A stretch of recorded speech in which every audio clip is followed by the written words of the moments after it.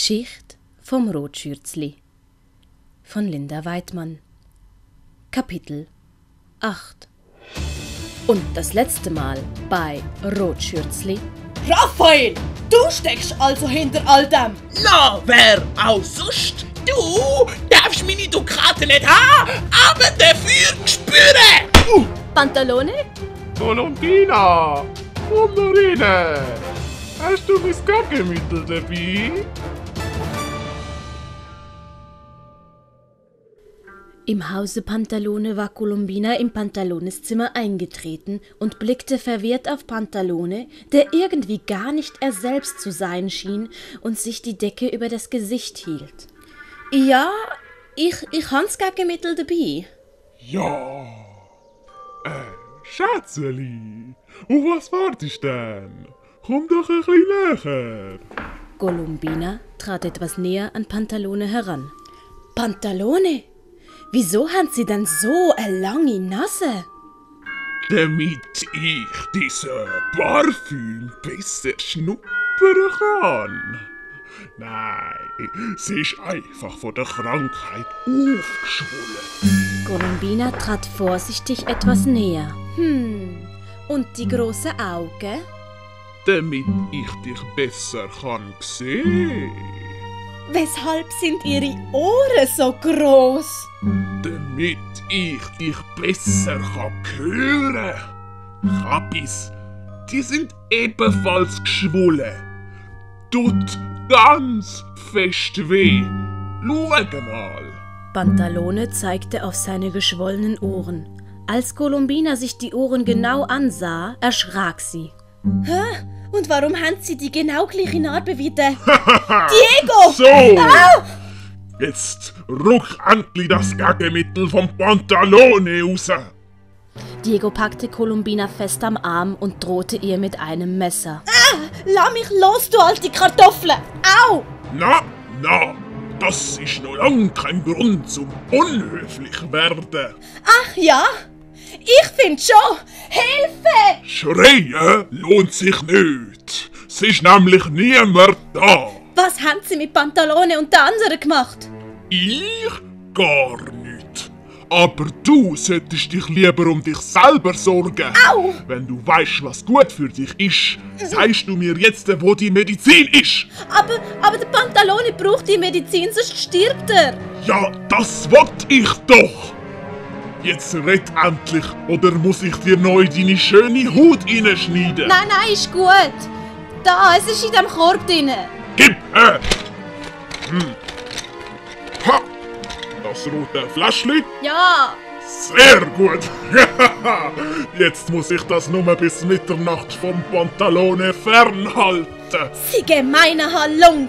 Danke vielmals für das schöne Kompliment. Aber was mache ich jetzt mit dir? Laufen lassen, das ist immer gut. Diego ließ Colombina los.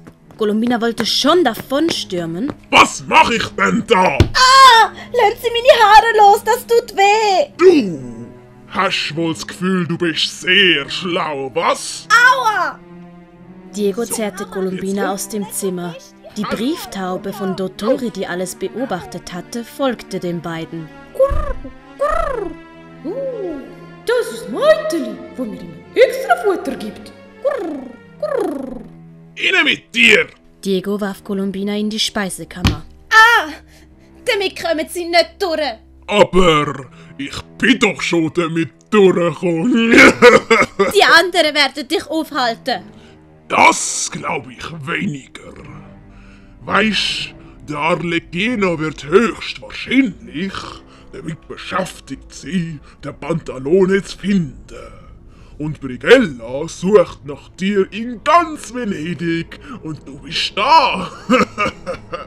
So, wenn du mich jetzt entschuldigst, ich muss das Fläschli loswerden. Und was soll aus mir werden? Um dich kümmere ich mich später.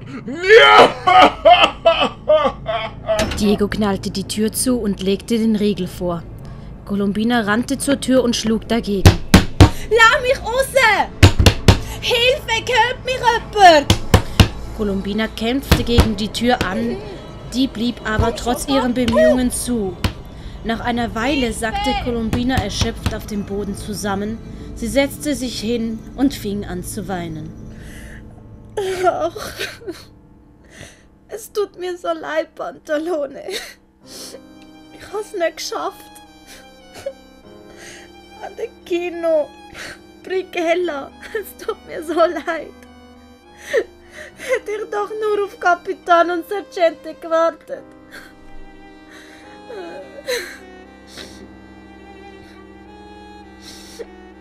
Columbina, was soll das? Du kannst jetzt nicht aufgeben. Es muss einen Weg rausgeben. Ach, was rede ich da?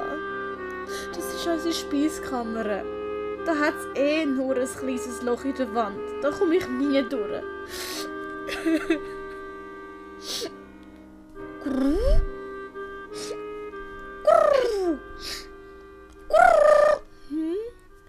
Tübli?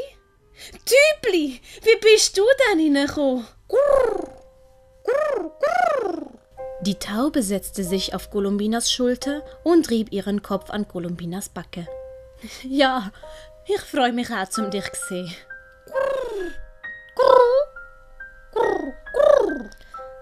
Wart, dort hinten sollte es noch Futter haben. Columbina stand auf und gab der Taube etwas Futter. Diese aß es auf und flog dann freudig um Columbina herum.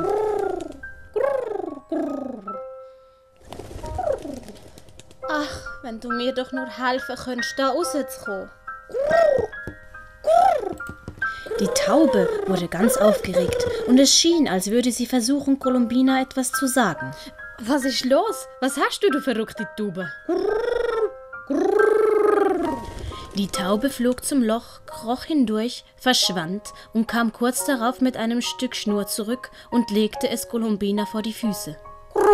Die Taube streckte Columbina ihren Fuß entgegen. Ich soll das an deinem Fuß anmachen? Die Taube schüttelte den Kopf und zerrte an Columbinas Schürze. Meine Schürze? Aha, ich soll ein Stückchen von meiner Schürze dran befestigen. Die Taube flatterte freudig herum und hielt Columbina anschließend den Fuß entgegen. Du gescheites Tübli, du willst Hilfe holen. Gutes Tübli.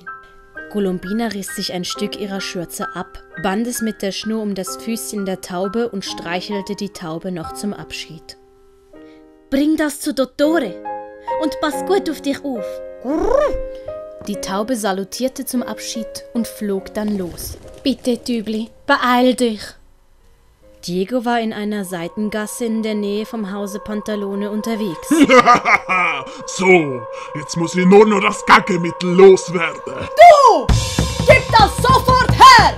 Diego sah, wie Alecchino mit Pantalone auf dem Rücken auf ihn losstürmte. Willst du nicht lieber der Columbina helfen? Was hast du mit ihr gemacht? Ach, die hockt ganz einsam irgendwo eingesperrt. Ach, dann ist ja gut. Gib das jetzt her! Du willst mit einem alten Mann auf deinem Rücken kämpfen? Gegen dich sollte das ja kein Problem sein. Ach, meinst du? Blitzschnell war Diego hinter Alecchino und wollte Pantalone das Messer in den Rücken rammen. Alecchino konnte sich gerade im letzten Moment noch so abdrehen, dass das Messer seinen Arm streifte und in dem Oberarm aufschnitt. Ah! Alecchino ging vor lauter Schmerzen auf die Knie. So, das passiert, wenn man am falschen Meister dient. Diego hob das Gegenmittel hoch und warf es auf den Boden, so dass es zersplitterte.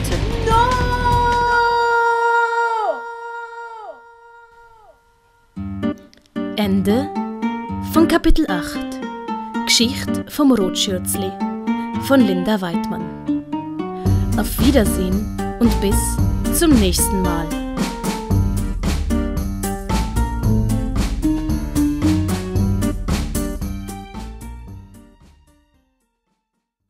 Grazie mille for watching the lesson. Please subscribe.